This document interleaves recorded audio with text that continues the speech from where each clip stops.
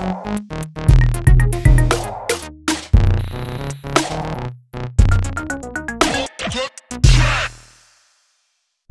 to podcast episode number 4. I wanted to get this one out the door ASAP because I'm talking to the creator of the Omni portable turntable, and his Kickstarter still has some time left. So if you're thinking about joining the funding, do it ASAP because the time is almost out. So a little backstory. On a recent trip to Hong Kong, I wrote to a few locals about meeting up and scratching, and then I saw the portable turntable, the Omni, pop up. So of course I was curious, to say the least, and when looking into it, I noticed it was created by a company which had previously created 2 successful guitar amps via Kickstarter campaigns. And they were in Hong Kong, and they'd agreed to meet up for a chat. So a huge shout out and thanks goes to the guys from Cut Together. They're a Hong Kong-based collective of scratch DJs. So you got Tinho, Akira, Maxai, Mad, and Don, and there's probably somebody else that I'm not including in there that I forgot, but sorry about that. So they have a space, like a studio space they've set up where they meet up and scratch. They all split the bill and have people like kind of have memberships to cover the cost of the studio space. Really dope spot. And their kind of idea was to pass on the knowledge about scratching and kind of teach the new generation and get more people in Hong Kong involved, which is really cool. So they really went out of their way to set up a scratch session when I was visiting over Chinese New Year, and they let us record the podcast there as well. So very super nice guys, nice on the cut as well. And if you're ever visiting Hong Kong, be sure to hit them up because they're super cool. I hope I get to go back and hang out with them some more. So in this podcast, I did have a small issue with the video, and about 2 minutes of the footage, somewhere 10 or 15 minutes in, was all screwed up. Not sure what happened, but the audio is fine. So I replaced it with some product videos from them, just to kind of have a placeholder while the audio continues, and it's only about 2 minutes, so if you're watching, that's why you know why it suddenly changes. So last, please, to help support the podcast, go and give the Playground app a download. It's free. There's lots of dope beats there, and if you do it ASAP, I guess right after this is put out to the end of the week, there's a free trial for the new 808 clone, which hits hard as hell. And there's also a lot of free scratch beats there from Thud Rumble and more. So if you subscribe, you get all the current and future content to paid stuff. And of course, the money you spend goes to helping dope artists make dope beats. So always a good cause. So that's it for now. Please join the Kickstarter because I want that turntable. I hope it comes out. And I hope you enjoy the podcast. Thanks. Alright, it looks like the mic is okay. Actually, I'll turn off the AC now. We're still here. Turn off it? Yeah, completely off. No, I had one that I recorded in the first like... There's some noise from... Yeah, what is that? It's the AC, no? Maybe this one. Speaker. No, The refrigerator. It's okay. I can cancel that. We don't want to turn off their fridge. Yeah, if they need to. All right. Let's see here. I made some basic things so I could. I don't usually make any pre-questions. Mm-hmm. I've always just been like freestyle. I like. But I made some pre-questions a little bit. Not pre-questions, but like an idea of where to start. Okay. So, because I looked through your website, your Facebook, and your Instagram, and anything else I could find. So the idea I had was that you started the company in 2016. Yeah. But I want to go way before the company stuff, like to start. So like when did, I guess, because obviously you're into music, you play guitar. I don't play guitar. I play the bass. Oh, sorry. Backwards. That's the whole story behind. Yeah. Okay. Never mind. You play the bass. You're curious why the amplifier, blah blah. But yeah, right. Way before that, like when did you first get into music then? I actually like to record music instead. So I built a project recording studio like close to here in Kwun Tong and in Hong Kong. In studio. Yeah, a recording studio. Yeah. Back in 2014, something like that. Yeah, and then it didn't success at all. So I changed to something like a modify and building gears for studio. Yeah, and guitarists. Yeah, like modifying tube amplifiers. Right. Yeah, and but then okay, so way before that, stop there because I'll get back into that. But even way before that, like because you obviously liked music, right? Yeah, of course. So then, how did you? I don't know. Where did you start with that? Like, where did you start with the music? Where did you, like? I studied filmmaking, actually, and when I graduate, I feel like that it's not going to survive me in Hong Kong for making film or in advertisement things like that. So I end up working with friends. Like they're musicians, and I record their music. Their sessions. Yeah, right. And then I feel like, there may be a chance I can build my... Because I always love to DIY and build electronics gear. But when did that start, the electronic stuff? When I studied the filmmaking courses, I start to make the headphone amps, tube amplifiers. Yeah, just for listening, for hi-fi, not for production on musical instrument. But and I have the chance to modify some vintage Fender amplifier, and I find it's very interesting. So I start to modifying and building preamps, power amps for those musicians. Yeah. So no electronics experience before that. You were just like check it out online or something. How are you? No. Reading some books or at Google. Google time. Google and YouTube videos. Yeah, right. Classic. Yeah. So 2014, you had the studio with the guys, and then you were recording. So then where did the step go to, like, you're already building some amps. How did you get into making your first amp then? At the time, I feel like a complete tube amp is not for this century because it's like very low efficiencies and very hard and very bulky. So I think modern musicians that like a more portable, easy to use gear instead. So I designed something new, and I get support by some friend, which is a lot of guitar player in Hong Kong. So I started developing my first guitar amplifier. Nice. Yeah, and then it was quite long for around 2 years. So like 2014 to 2016. Yeah, right. I had a launch in 2017. Right. Yeah. Okay. Like January 2017 or something like that. Early, right? Something early. Yeah, because I saw there was some pictures and stuff, some like, I guess, concept type things from 2016 to end on Instagram and stuff, like December, November. Yeah. Because I studied filmmaking, so I can edit my own video. I can take my own photo shoot, product shots, and then everything by my so all that. That's what I was wondering, because I was like, I wonder how many guys work in this audio company. 2 guys. Me and her. Yeah. 2 people. Yeah. And the design, you mentioned that, but the design is really nice. Like all the pictures and the style to it is really. This is good job. Not my fault. I'm graphic designer. Well, you should go in front of the camera. You're like way over here. You should definitely go over there. I forget. You gotta go stand over there. You don't need makeup. It's dark. It's dark. It's terrible lighting. I can barely even see his face. I'm like, never mind, man. It's okay. Yeah. Anyways, that's really nice design. It was on my list of things. Somewhere here I had manufacturing. Details on design of turntable. Like who is doing this? Yeah, in terms of design, pictures and stuff, very nice. I had that. Okay. I had that note. Thank you. Yeah. So then this GA 1.1. Yeah, right. You were like, okay, I'm gonna make it. You made a prototype first, or? Yeah, very basic prototype. I saw pictures of you like trying different tubes, maybe, and different. Components. Yeah. Yeah. The prototype is. What was the question? Sorry. No, I just how did that go? How did the process go with this? It was pretty hard because I didn't really complete the prototype at first, and then I sent it out to friends and let them try it, and they say okay, I think okay, and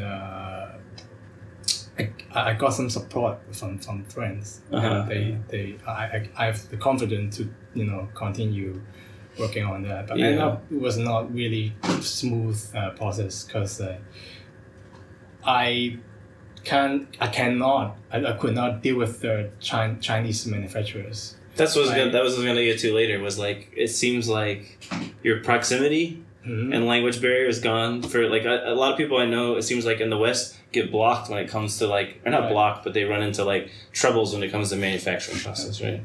Always the problem always comes from the manufacturer because they are just too lazy to get things done I didn't want it to be perfect, but at least right, you know. They have everything to it. There's everything wrong. Like the silk screen is a little bit shifted. The paint is so terrible, you know, finished.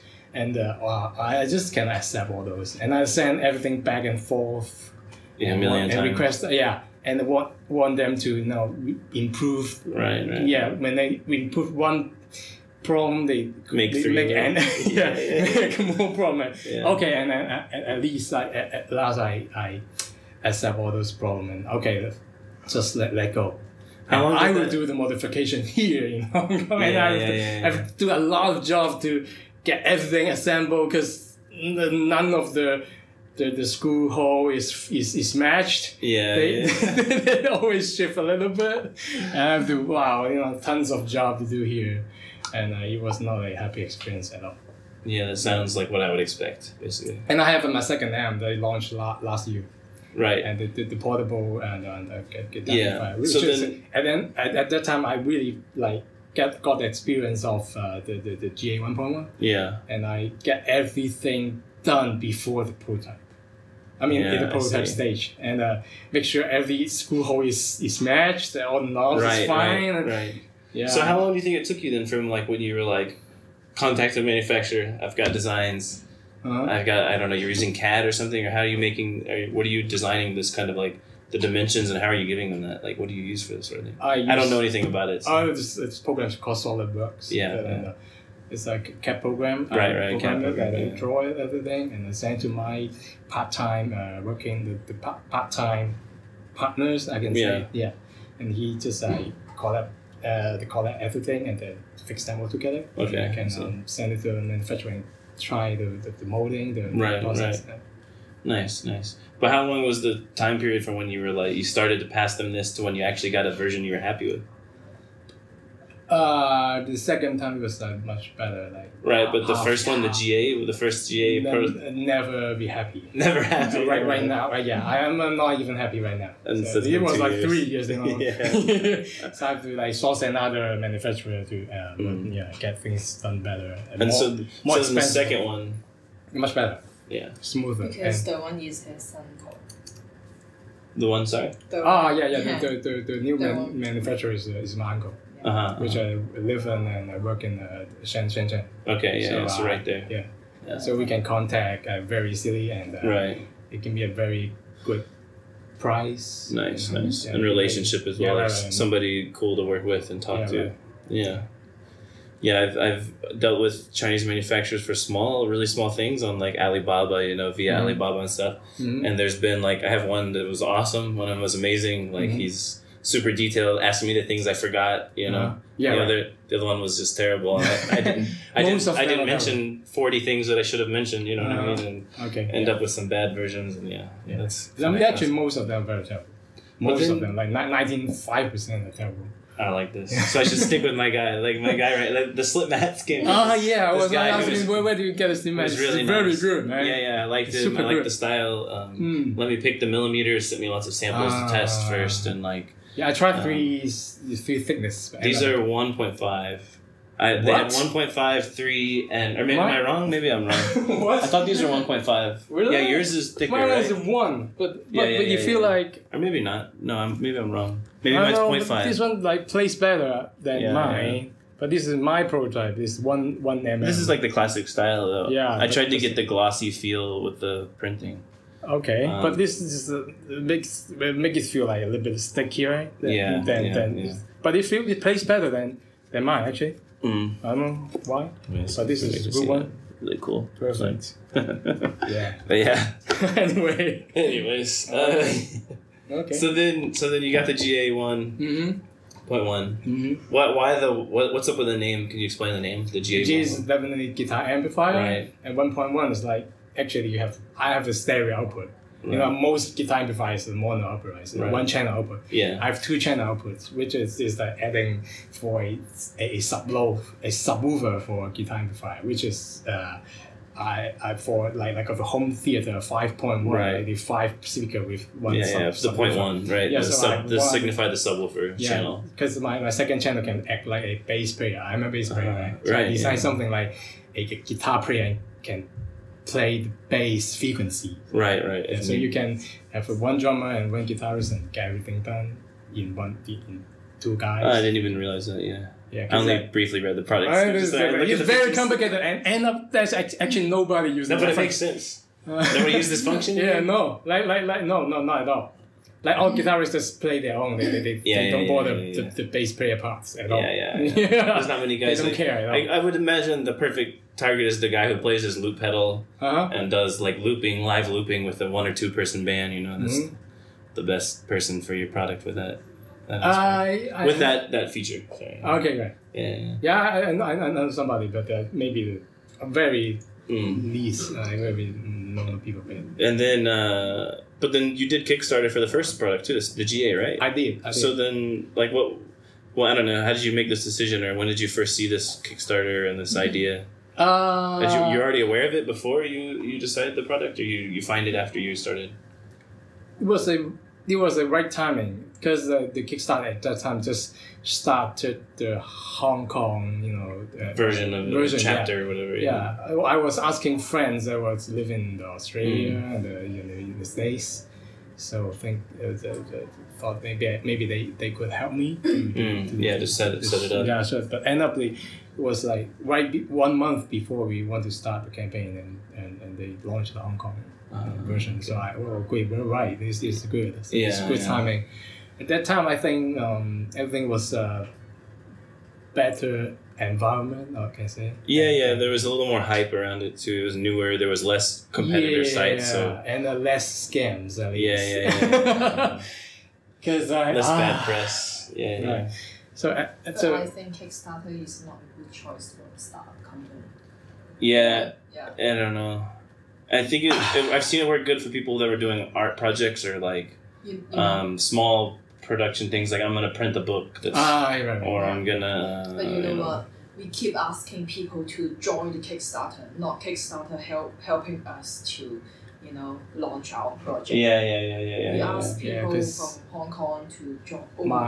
My first the GA Kickstarter was like more than 90% of Hong Kong people. Really? I pushed them. Yeah, I pushed them to Kickstarter. And they weren't featuring you on the site or anything like that. The Kickstarter themselves, or you know what I mean? Like No, they just give me some kind of the percent. No. The badge called what the project we like statement.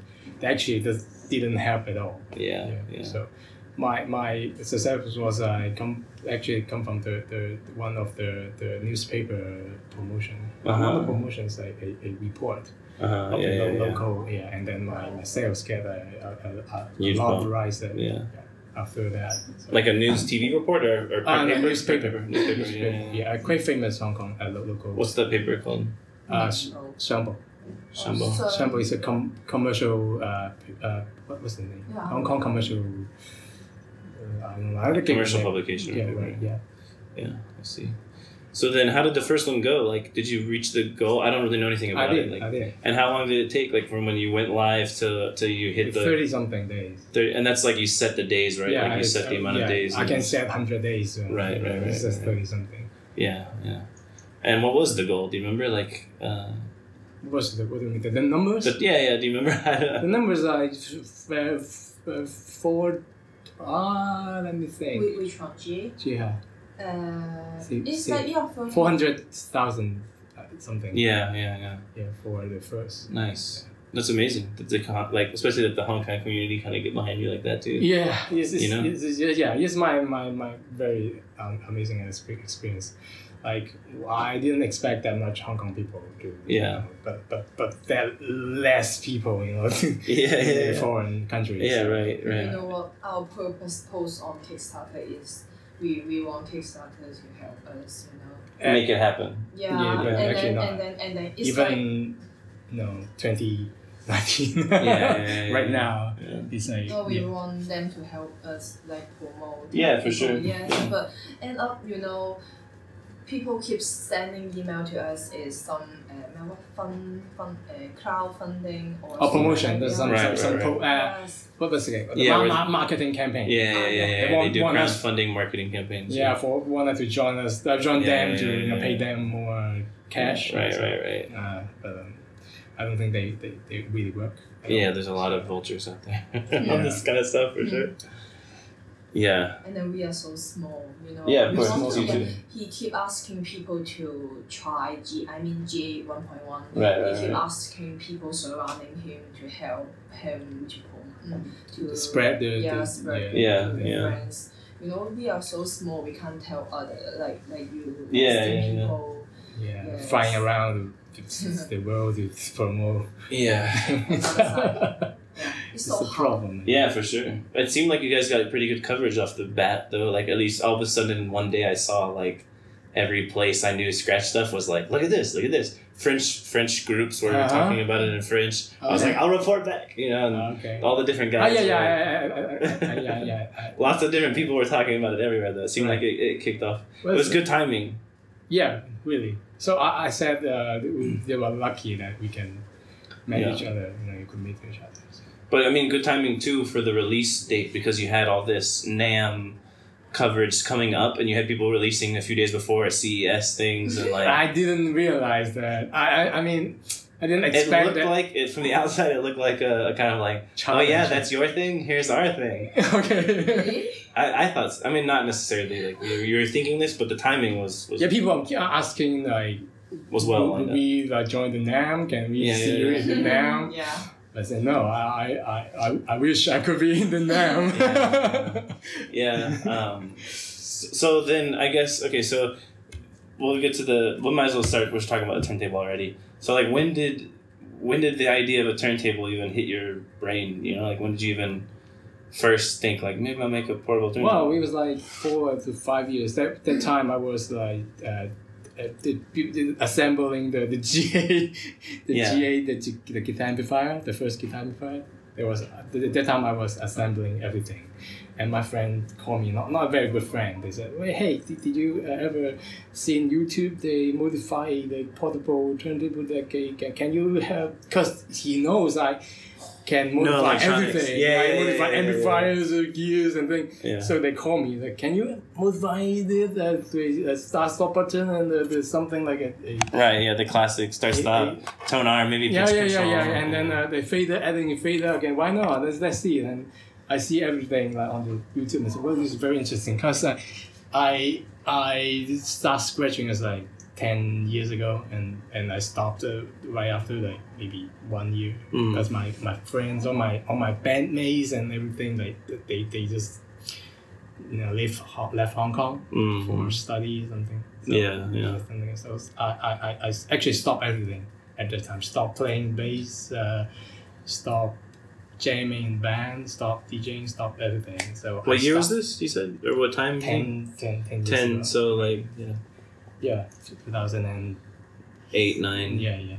It's very long. And then time you ago. did just like super school or something between, because it seems like you had school up to 2016. You said, or Oh no, it was a very long time ago. I had school like 2000 and I couldn't remember. oh, I thought you said something about sorry, like 2000s, And then I 2002. jammed in the band. Yeah. Play the bass and then all my members just left. Yeah, Hong Kong. move. Move around, and then I have nothing to do. I still love music. I want to create something.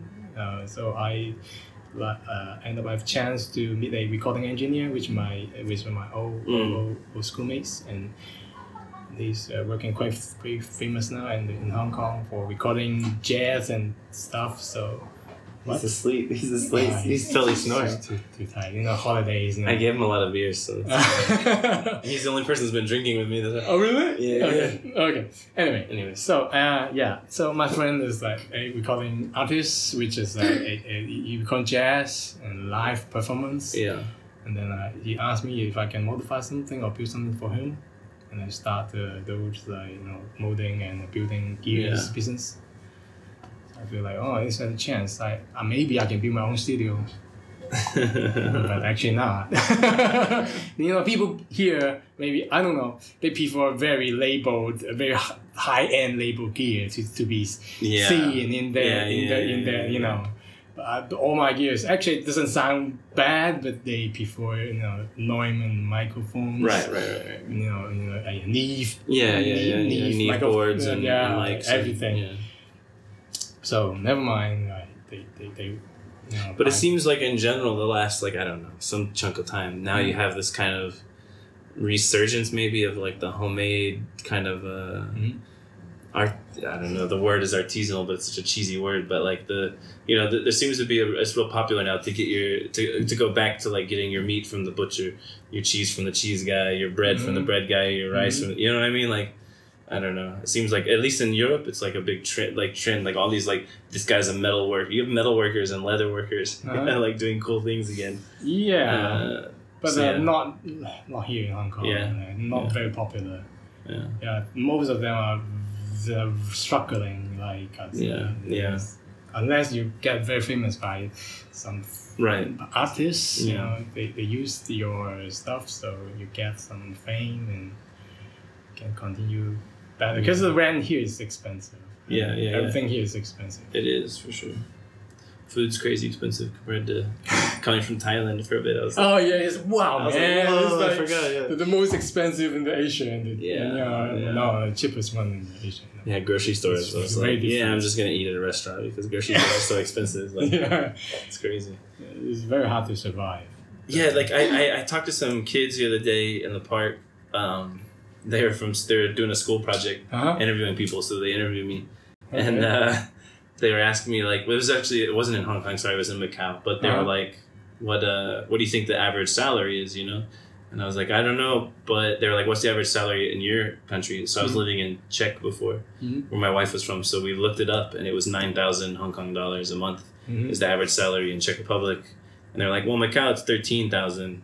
And I was like, okay. They're like, do you think you could live, off of 13,000? I was like, from what I've seen, no. Like, I think you could live, but you live on the far edge of the city, the cheapest place you could find. And and I was travel like hours back and forth every day in that small country. It's really expensive here. It reminded me of London. Like when I got here, I was like, oh yeah, I feel like I'm in London, but Chinese signs and Chinese people. Hong Kong people, not. Sorry, Hong Kong people, not. Okay. Not Londoners. We'll edit that out later. But it's an interesting city. I like it for sure. Yeah, very interesting. So you were already into the scratching. You stopped, which that happens to the best of us. Yeah, we've all stopped at some point and got back into it. And then so that was you stopped early, 2014 or something. You said. Yeah. And then 2016 you're making guitar amps, and you were like, and I guess you started seeing your friend asking you to mod stuff, so that makes sense. And then it was interesting to me. Yeah. Like, I really want to own one. Yeah. Like scratch again. You know, if I can modify one. Have you owned one, a PTO one or any of those? No, never. Because I know I can research from Google. You know, there is a long list of modifying this product to make it very scratchable. So I think no, I want to build one instead of buy one and mod it. So then, do you remember when exactly you started to build it, or started to concept it, or think about it, draw up concept? I don't know. How did you start? How do you get started to this? I think it's November 2017. Yeah. November 2017. So your second product came out around then, though, no? Yeah, it's about to. So you finished your second product? About to finish. So I actually two products developed at the same time. You know what the interesting thing is? The 7 portable scratch. The 7 PS. They closed the. Is that closed the company or no, because of the twins, right? Oh, no. We didn't know the detail much, but I know that they are selling the complete thing to the company. They want to try to like have another company take it over, and release it. But why? I think it's just one guy, and he doesn't have any time to work on it. Right, it was a long process. Okay. and so he wants someone else to deal with the manufacturing and that's that aspect. I thought I'm guessing that. I don't know that 100%. Because I thought so. he told me because he The has family. twins. Yeah, The because family. Yeah, he has a baby coming soon. yes, you know what? Yeah. Same. Yeah, same as you guys. Yeah. Yes. Yeah, And then yeah. because our baby, we work out on Omni. Yeah. I was curious about that too because I imagine you've got approached by companies. No, like you mentioned, has anybody come to you and said like, "Oh, let's put innovators in your," you know what I mean, or has any company said we want to make your product? No. No. Yeah. No one. And no one's got in touch, or who's got in touch with you about like how it works, or you know what I mean? Has any companies been like, hey, I'd like to do tone arms or needles or like Audio Technica? I noticed you're featuring Audio Technica. Do they have any? Oh no! We bought this because I don't know. I just feel like I don't need a very good needle For portable. Yeah, I agree. For scratching. Maybe. Yeah. I haven't replaced my portable with a normal tone arm needle. Right. So I just get the one that is easy to replace and the one the common in the market that you can replace your stylus with maybe $10. Yeah. And I guess that's what's coming with it, and then you can obviously quickly replace it because it looks just like a normal head shell and everything. Yeah. It's the normal head shell. Yeah, and right now we 3D printed all this with a aluminum tone arm. This one is still 3D printed. Really like. It's the alarm. He's got to wake up. Good morning. We're gonna do to be aluminum pressed head shell and the tone arm and these mechanics here will be CNC aluminum. So it will be very rigid, very solid. So you won't skip much. Right now is this always breaks on everybody's portable. Oh really? I'm not the same design. Oh, okay. But everybody I know with the PTO1, it's kind of a snap pop thing. I see. It's an interesting. I was thinking, why I know a million people who broke theirs, and I'm super cautious about mine, because I always see people's missing. So I've been really. Because I'm still improving this product. Because I have my third, or maybe fourth. I can't remember. Like I have a hook here, a little bit extension kind of here. Yeah, and I can hook a O-ring, a rubber ring here to make sure that the pressure, the downforce is always to the vinyl. Yeah. So it won't skip that much. Right now it's still a little bit skipping when you play really hard, but you know I want it very stable. Have you ever seen how the like cantilevered kind of the rubber band mods and stuff on the Vestex people do those? I know. And they sell the 3D piece too. You can like attach on. Yeah, but they have to like extend the height of the whole unit. Yeah. And I don't want this is quite. To me, it's quite low bulky. profile. Yeah. Or this one's bulky for you. Yes. I want it even smaller, but I mean, I'm just guessing. I don't remember, but it seems like it's shorter than the PTO1. Oh really? Maybe I'm wrong. I could be wrong. Maybe this makes that perception as well. Is that? And I want it like as low profile, as small, as portable as possible. So I don't want to extend the thing here. I know the mechanics how it works and. I do like that the power button or the start stop is out of the way, because a lot of times I'm scratching on people's and they have them here, or obviously your faders are, and I hit it with my hand and I stop. Like it happens to me all the time. I rest my hand when I'm waiting to scratch for the next one, and then I press. That's why you like cut. The scratching is normal, but like when you sometimes you rest your hand while you're waiting to go for the next guy. Okay. And then I kept hitting them all the time. People have them like right here. I see. Here. So then I saw that it mentioned. Can I pull this off? It said something about high tech, and obviously this is the prototype, right? Right. So it feels pretty super solid. Oh, not too solid to me. Well, I want it like it moves a little bit, obviously, but like the feel of it, the platter itself feels heavy and. Why you be heavy? Heavy in a good way, as in like solid, and so like. I don't know, like some of the plastic ones feel very like. This is the plastic one. Is it? 3D printed one. Yeah, it feels not even the. So what am I? It feels. I guess is it the bearings that I'm right. Feeling? It's the bearing. The bearings, okay. Yeah. Because it feels really heavy and solid from the touch. And the weight when I turn it. So do you like that? I like it because it feels But solid. how do you feel those aluminium bladder for? So I've only personally felt them a few times. They're very lightweight. The Solid Cuts guys are from Germany, and I was living there, and they would bring them to the sketch sessions, and they were nice. They're very nice. They feel super solid. I've also tried the scratch ring, like the little plastic 3D printed ring inside. Stokio was selling, and that works fine too. I had a ghetto. So do you replace them? People replace them a lot, and they're quite expensive. I think the cheapest you'll get them is 60 or 50 some euro, and they're much more than that in general. Right now, the problem is not the platter; it's actually the shaft, which is the shaft has give. Yeah, the shaft is like wobbling. Yeah, it's the same. I think it's the same on everybody's product, though. Yeah, I'm going to reconstruct the holder for the shaft underneath the platter. And what's the pitch range on the I want to make it as long I can go from, because it seems like I love ultra pitch turntables, for example. At home I'm never scratching my technique's always in a box. I scratch the Vestex quite often. Most of the records I'm buying and enjoying are made for ultra pitch. I love Vestex more than techniques, but they closed it, so and some people have been putting out ultra pitch 7-inch records quite a bit. But the thing that I find is that the ultra pitch is maybe too slow for the portable motors that are out. So it doesn't feel as responsive, for example, as obviously a big turntable. So I've also found it not necessary, basically. I've found after scratching for a while on portables and friends' portables that the ultra pitch is the motors aren't good enough to have good ultra pitch, even though they'll go that slow. It's a belt drive portable turntable. You know what do you feel about this one? Because so I'm not sure, because this ultra pitch. This one have ultra pitch on it. This record. Yeah, on the side. Actually, this one is and it'll play out the speaker if we play it right now, right? Or do you need to plug it in? Of course, you can. Let's just hear. I'm just curious how ultra it goes. You know what I mean? I'm not so sure. Oh, okay, sure. So what's the range on this version, the prototype version? Do you know exactly? I can tell you the RPM, but not how many percent. The faster one is 70s.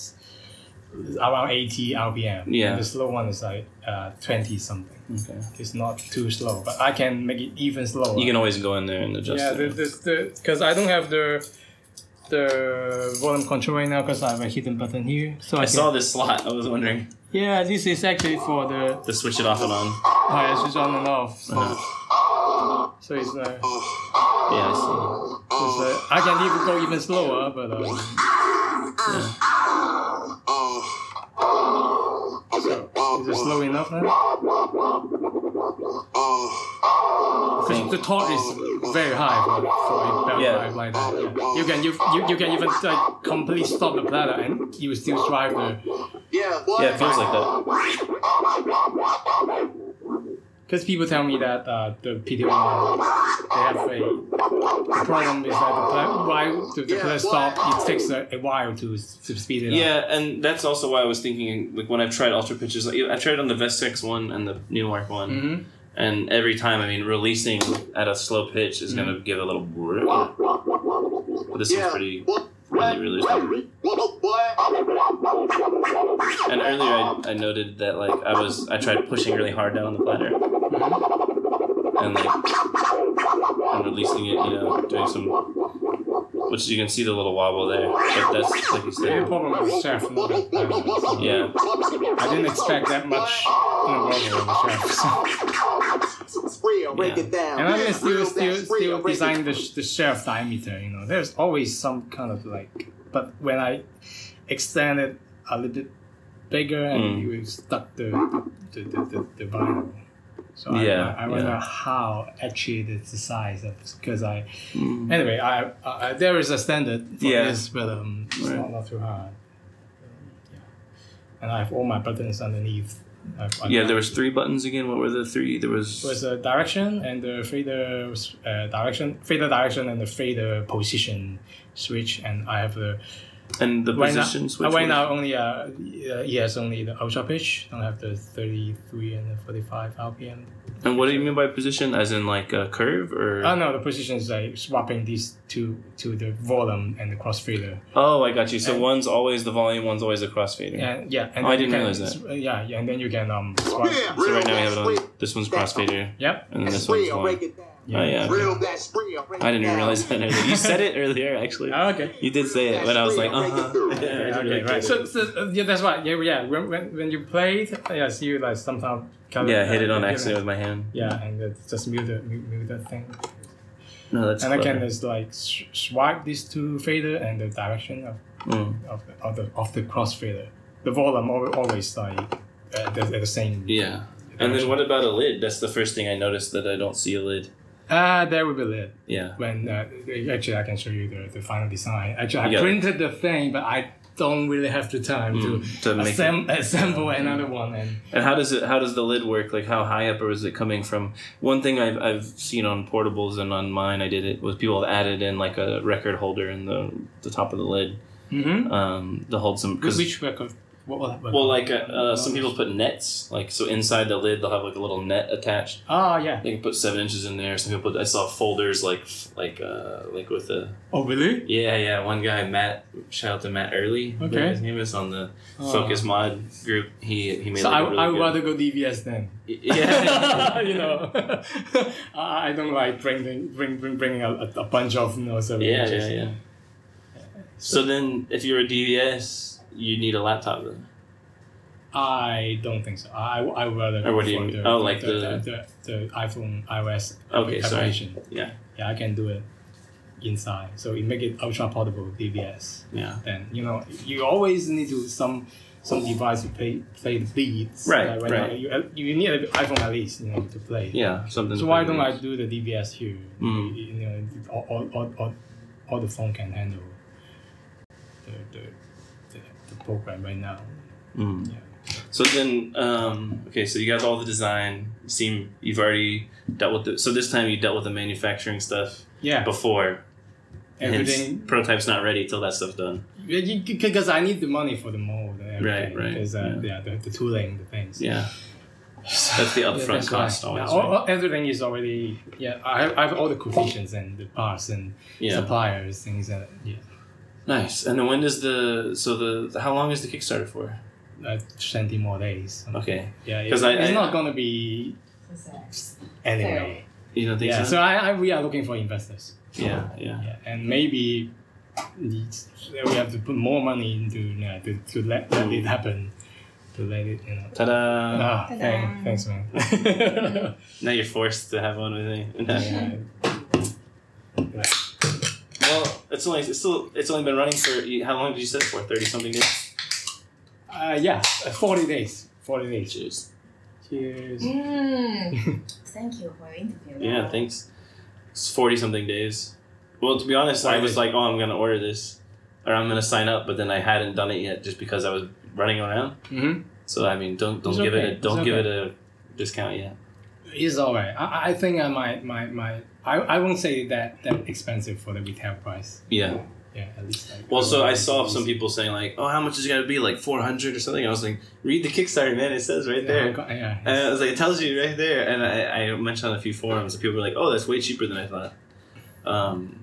But I guess one thing, looking at the prototype, one thing everybody likes to do, and you probably mentioned it before, was like people have already invested in Jesse Dean faders and Inna faders and building their own faders, and like, are you gonna have it? So you're having your own contactless fader, but is it also replaceable? Because looking at the shell, it would suggest not easily, or maybe there's something under. I don't know, like maybe a door. It will be very swappable to third-party faders, because I see the request there. Because when more people asking some functions, I will add into my products. Like 2 people, I say, oh, okay, all right. And then there's more than 2 people asking, I will add those functions inside my product. So most of my product are collaborate, or maybe collaborate with artists, with players. Not my own opinion. Like, whoa, this can be good. This no. Like, I want people to own it and play it happily, not without modifying. Yeah. With the most people's needs itself. Right. Nice. because I'm a left-handed hamster style. Yeah. I feel like none of those work for me. Yeah, you're okay. So I added another fader for myself. Well, and there's many people requesting. Actually has 2 faders. I don't know what the numbers are in terms of how many people scratch right and left, but like a lot of my right hand on the record friends were like, "Oh, you have a portable like that?" Because I had hamster. What am I saying? Like, oh, I guess I can't scratch on your portable. Really, I can try, but it's annoying and it's I see people like placing the needle over these there. ways. No way, man! Come on, why? This is completely wrong, man. So it doesn't work this way. Man. I think maybe wear faster. I mean, the needle and the vinyl. Yeah. To know. Yeah, for sure, because it's going against what it's designed for. Yeah. Yeah, I think that's a big plus for your guys' thing too. So then what was the goal set as on this new Kickstarter for the turntable? I don't remember what it said. 2,500. And then per turntable though, right? $2,500 for the for 5,000 for Oh no, total. Total, yeah. And which how many units do you think that how many units is that then 100 or something? 130 something. 130, sorry. Yeah. Okay. But right now it's like 40. Yeah. So I'm completely like somehow giving up the You just gotta give it time. You gotta give it a little extra time. You still have 20-something days. But because there's a lot of people like me that so actually there's a lot of people that read it were like, super cool, I'm into it. I have the money, I'll order it. And then like, you take your kid to the park, you have to go buy breakfast. And then even I've been talking to you and I'm like, oh, I gotta do that. Yesterday I was like, I better order that, and I just forget again. I'm like, I'll do it today before I go meet them. And then yeah, that's why there is like there's always procrastinators, man. And so there's marketing company for Kickstarter. They actually push their money. Yeah. Their backers, their so-called super backers. Those guys have influencer accounts on Twitter and Facebook. Yeah, right. They work with tons of people that can with giant audiences. They are so expensive. Yeah, I know. Every day I need to pay 30,000. Hong Kong dollars. Yeah. You're like, my whole Kickstarter, it's a half. No, it's crazy. There was a company I worked for before that would spend 20,000 to 40,000 pounds a month on influencer marketing, and it works though. If you need to do what you need to do. You know what? Hong Kong is not a place for this guy. Yeah, for people to create something, Yeah, there's no support from government. No. Well, I mean, I've seen how the 7PS. I mean, he's like spent a lot of time going to conventions and scratch things, and everybody loves it. But he still doesn't have anybody to make it, and it's not easy.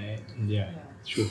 For sure, it's definitely not easy. Especially for French guy, I think it's really. And I wonder too, like, what is the market size, you know what I mean? Like, because of course I'm in a scratch bubble, everything for me is like, I meet these scratch guys online, I go somewhere, meet some new scratch guys online, so it feels like there's a lot of scratches, but in general, like, I wonder what the market is really, how many people out there, if you kind of look at videos, like you look at famous scratch guys videos, the biggest views they'll get are like 50,000, 40,000 when they're on their like organic things, but then when they get something like Serato or a big product pushing their video, then they'll get in the hundreds of thousands. So I wonder, is that the true market? Is that like 30,000 to 50,000 people in the whole world that care? I don't know, like... I feel like... Or is it more? Is it less? Is it... I always think that the turntable is very hard for normal people to access, to own it, to buy it, to have place for them to practice.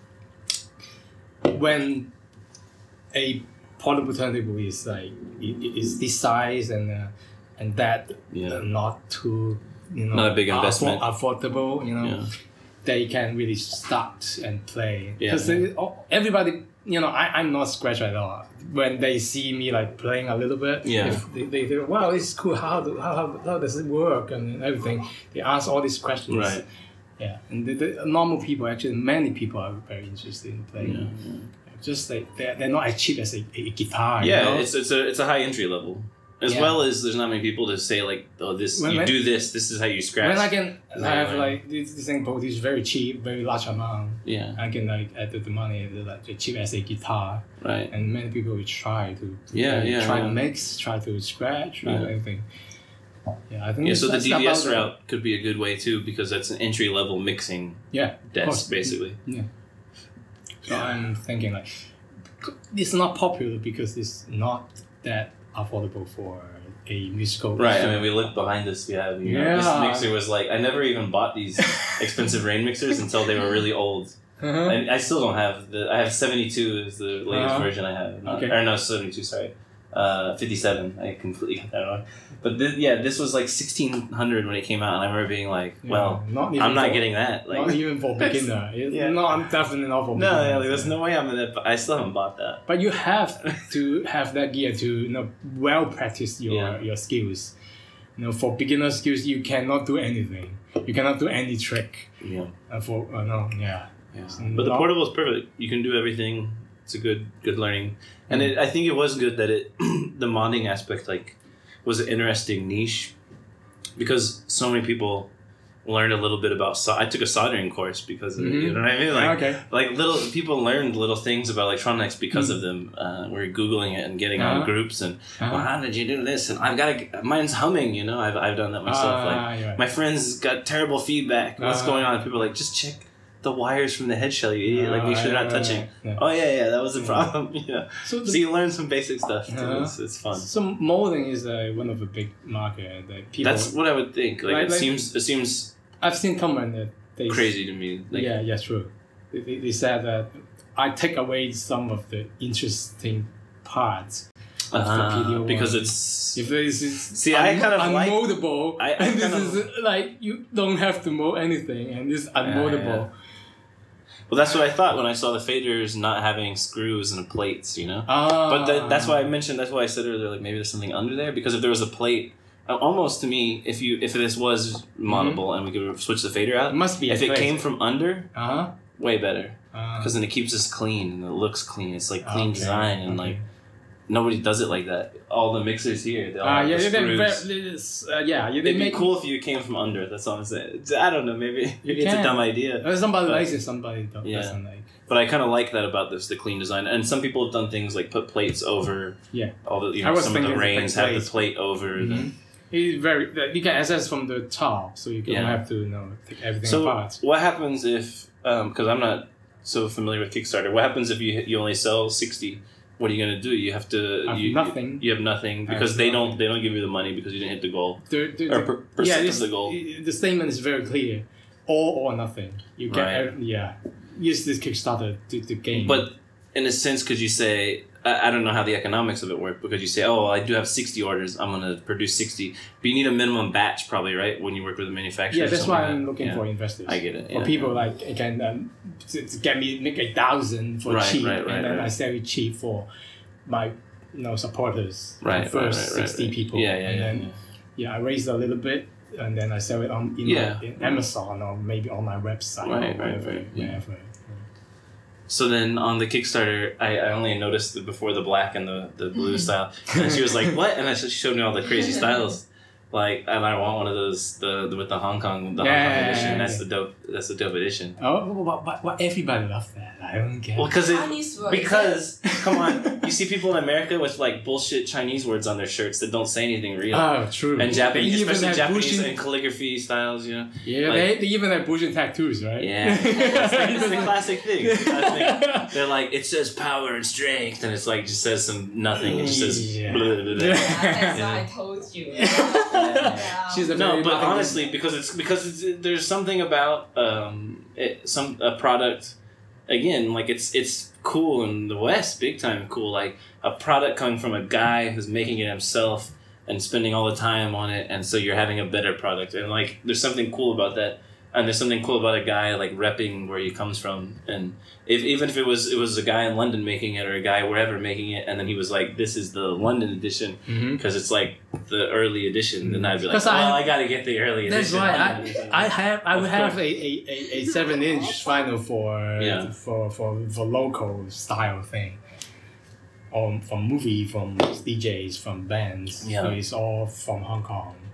Like one side is the standard sample, and the other side is the Hong Kong. You know what? Samples. He's trying to do more. Yeah. Always love to do more. He keeps introducing his product, but we just have 2 people. Yeah. You can't do much. We need them to mix our vinyl. And you know what? Hong Kong people is not. Where would you get? Yeah, Do you get so vinyl? easy. Can you get vinyl made here or in China? Taiwan. It's the closest one is Taiwan. Yeah. And the safest one. Yeah. I don't want to send anything to the mainland. They just copies and Yeah. That's You'll be right next to Supreme bags and Supreme hoodies in the Oh, ladies' market. Supreme. Supreme and like 4 other brands on one shirt. like 8 brands on one shirt, and it's a soccer jersey. Yeah, right. Yeah. There is a Shanghai instrument, exhibitions, things like that, and I'm very discouraged to when someone is around and see your products and they can just take a photo and then copy it right away. Yeah. So I'm so scared to. I would send everything back to Taiwan. Yeah. So I guess I don't know. I'm trying to think. I didn't have any other questions. I think we went over every detail I was trying to think about. Oh, really? Okay. Yeah. Okay. So let me ask you something. Yeah. Yeah. It can't hurt. Yeah. Okay. So what was your first experience like playing this thing? Like with yours today? Compared to your PTO1. Well, my PTO1 is because I actually never take apart single PTO1. I actually first had a PTO1 touring, which was the suitcase one. Yeah. So I replaced the hinges, so they were like flight case, so it was like a small flight case, and I could use that as a stand as well. And then I used Legos and super glued them for stabilizers with wheels. So there was Lego post, wheel, a wheel kind of facing this way. So I had 2 stabilizers here and 1 here, and it made it pretty stable.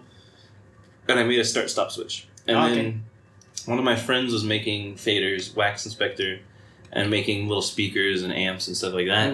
And so he built us some external faders and little boxes, and he would make I liked to cue first, so you hear it on the headphones.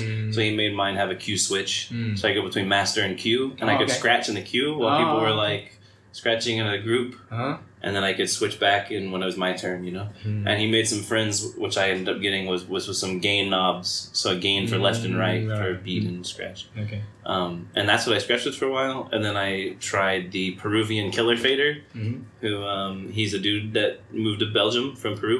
He moved there about a year before I moved to Belgium, and I bought one from him. It was a really nice external, like hard, just metal. Strong, and it's actually a Pro X fade inside. Oh, I see. So, and it came with some cables, so you could unplug it and plug it into your normal mixer if you wanted.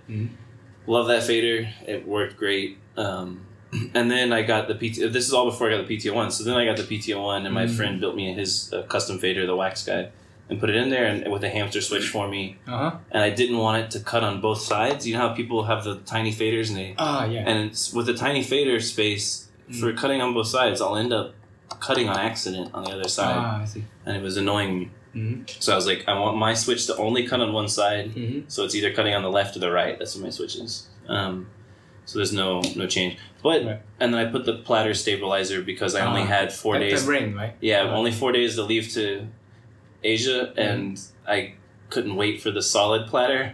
And that one somebody had locally for like really cheap. So just give it to me. I put it in, and I need to leave. So but so with that, I did have an issues obviously with like small phrases on a record. One it's like ba ba ba, releasing the record a little slow. And the fader I have is great because it's a custom like contactless and it's fine. But when I noticed with this right away was that it felt really solid. I didn't. I don't know. What did you expect actually? What did I expect? Maybe I expected the fader to be a little not smoother, that's the wrong word, because I thought it was contactless. This is contact one. This is a contact one, you said, in this prototype version. Yeah. So I thought it was contactless, and when I felt it, I was like, okay, that doesn't feel contactless, it feels like a contact one. Right. That's the only thing that first came to mind, but then scratching with it, I mean, it was super solid. I had no No issues. No complaint. I again, I really like the start stop button was out of the way.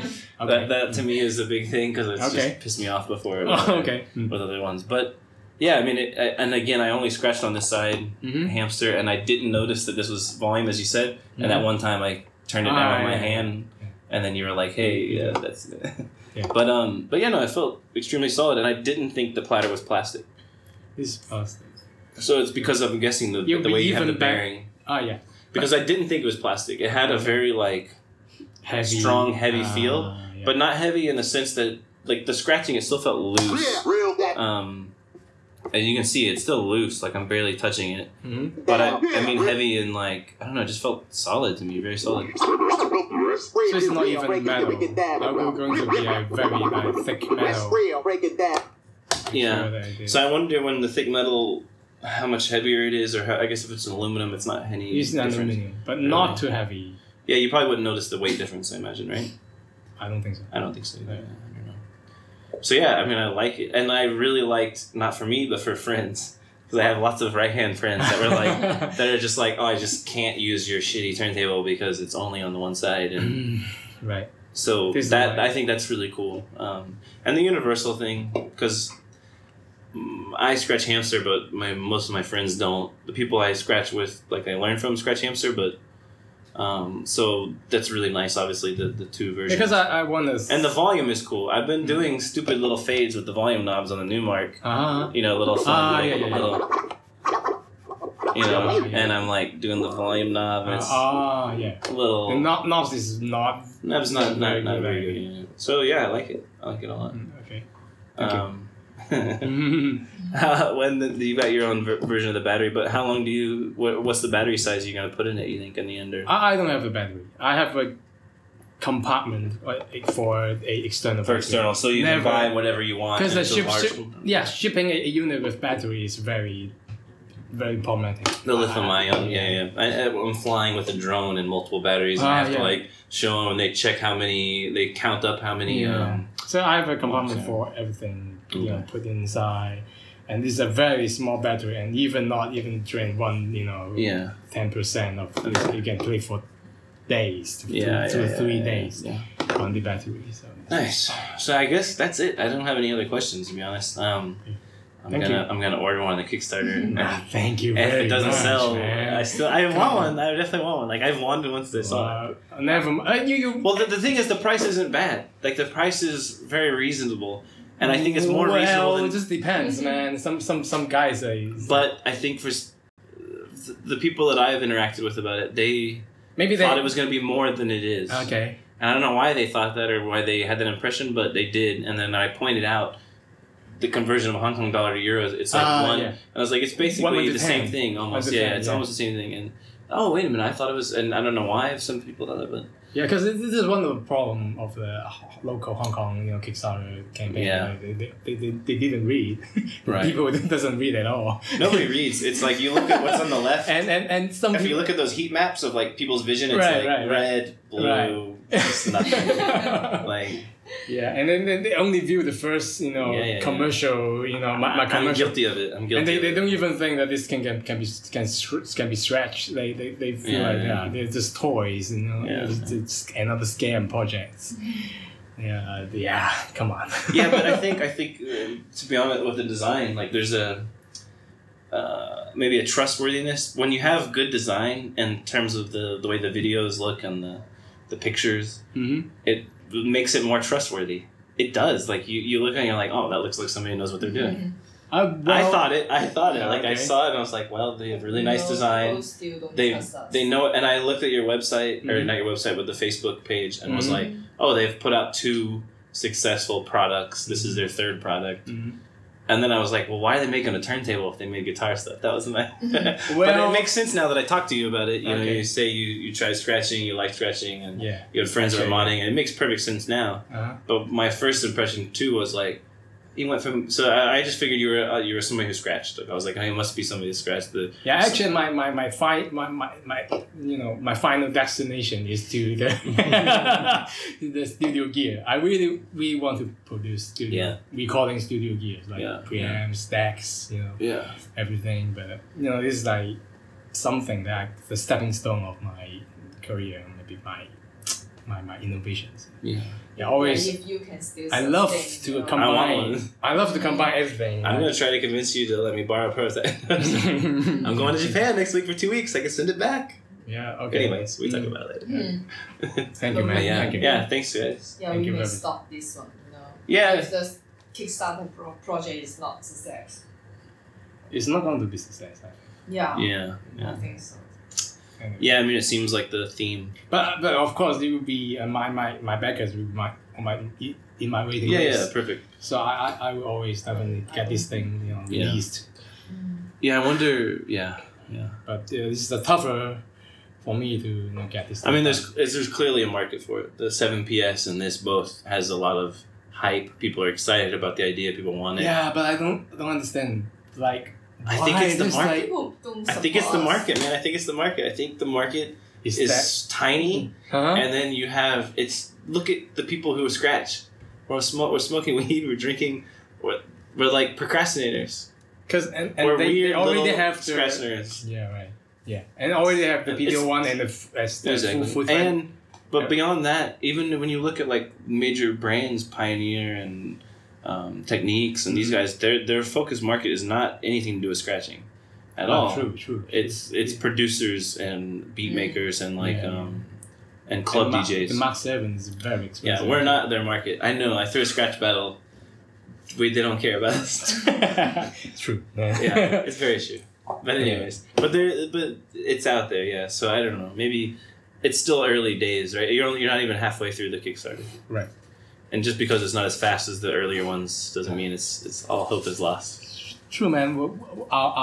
The previous projects like start to boost around the 10 days before the end. Yeah, So yeah. you can you still Yeah, have there's the chance. urgency. People are like, oh shit, I'm not gonna get what I want. I still have the chance, maybe. Yeah. Yeah. So Nice. I guess that's a good way to end it. yeah, thank you. Good luck. Thanks, man. As everybody's sitting in the hallway, I feel bad.